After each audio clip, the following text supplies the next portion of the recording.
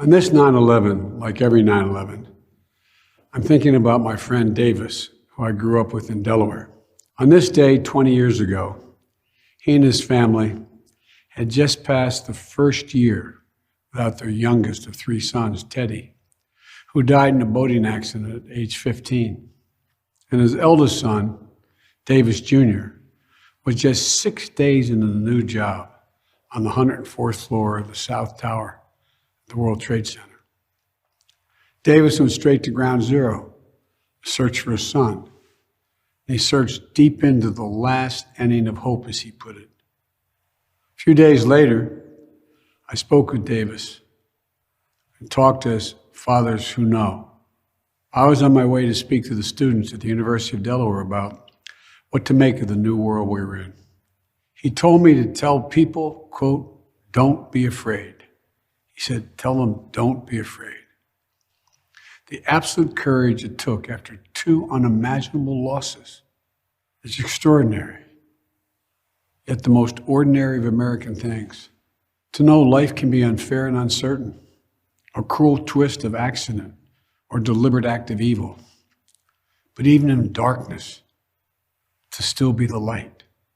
To the families of the 2,977 people from more than 90 nations killed on September 11th, 2001 in New York City, Arlington, Virginia, and Shanksville, Pennsylvania, and the 1,000 more who were injured. America and the world commemorate you and your loved ones, the pieces of your soul.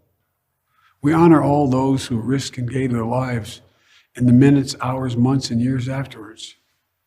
The firefighters, police officers, EMTs and construction workers, and doctors and nurses, faith leaders, service members, veterans, and all of the everyday people who gave their all to rescue, recover, and rebuild. But it's so hard, whether it's the first year or the 20th. Children have grown up without parents, and parents have suffered without children.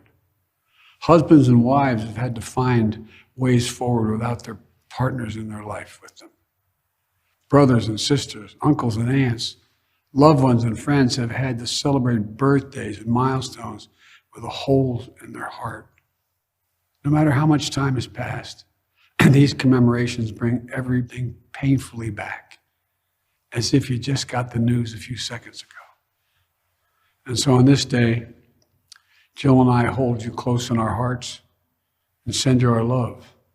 There are people around the world that you'll never know who are suffering through their own losses, who see you, your courage. Your courage gives them courage that they too can get up and keep going. And we hope that 20 years later, the memory of your beloved brings a smile to your lips, even while still bringing a tear to your eye. In the days that followed September 11th, 2001, we saw heroism everywhere, in places expected and unexpected.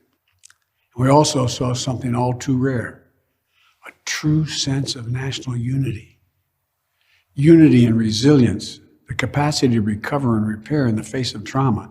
Unity and service, the 9/11 generation stepping up to serve and protect in the face of terror, to get those terrorists who were responsible, to show everyone seeking to do harm to America that we will hunt you down and we will make you pay. That will never stop, today, tomorrow, ever, from protecting America. Yet we also witness the darker forces of human nature. Fear and anger, resentment and violence against Muslim Americans, true and faithful followers of a peaceful religion. We saw national unity bend. We learned that unity is the one thing that must never break. Unity is what makes us who we are, America at its best. To me, that's the central lesson of September 11th. It's that at our most vulnerable, in the push and pull of all that makes us human, in the battle for the soul of America, unity is our greatest strength. Unity doesn't mean we have to believe the same thing. But we must have a fundamental respect and faith in each other and in this nation. We are unique in the history of the world because we're the only nation based on an idea An idea that everyone is created equal and should be treated equally throughout their lives.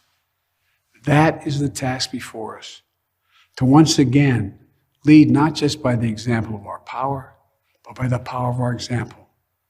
And I know we can, for I know hope is not simply an expectation.